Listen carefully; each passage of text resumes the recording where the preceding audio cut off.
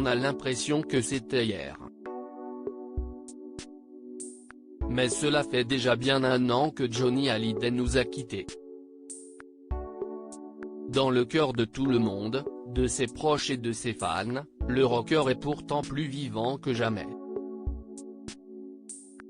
Preuve en est avec les commémorations qui ont eu lieu la semaine dernière à l'occasion du premier anniversaire de sa mort.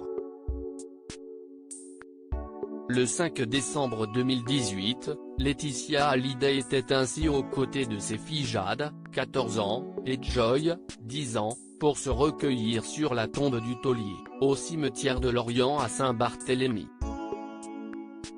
La veuve et les enfants de Johnny étaient bien entourés puisqu'elle était accompagnée de leurs proches. Il y avait le dernier manager du rocker disparu Sébastien Farran, Marie Ponatowski, Pierre Rambaldi et leur fille Tess, 14 ans, mais aussi Sylviane Destaya, confidente de Laetitia et nounou de Jade et Joy, Claude Bouillon, Pierre Billon, Oda Roche, Liliane Joshua, Yael Abro et Anne-Sophie à Paris.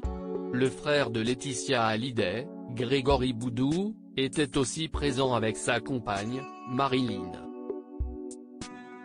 Chaque jour, Laetitia guette un signe de son homme comme le soulignent nos confrères de Paris Match. Tout ce monde s'est réuni sur la tombe de Johnny Hallyday de 19h à 21h au son d'une playlist composée par Laetitia.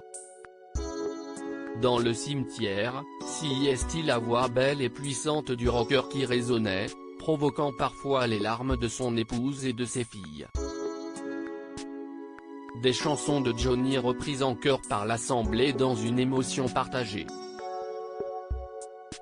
Car si la famille et les proches de l'idolé étaient présents, les fans étaient aussi là pour se recueillir sur sa tombe.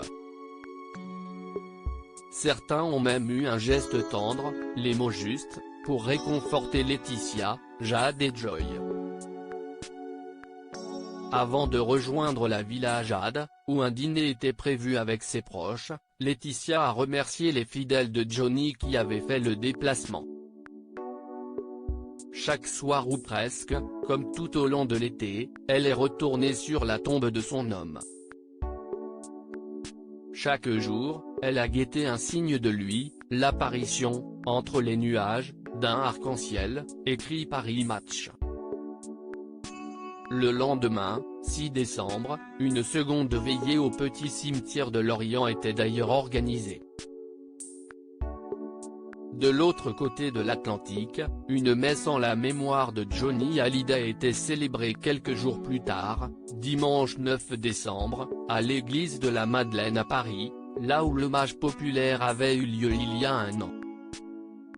À l'intérieur, plus d'1 millier de personnes étaient réunies pour assister à ce service officié par le père Bruno Oreste, curé de la Madeleine qui anime une messe en mémoire du chanteur le 9 de chaque mois.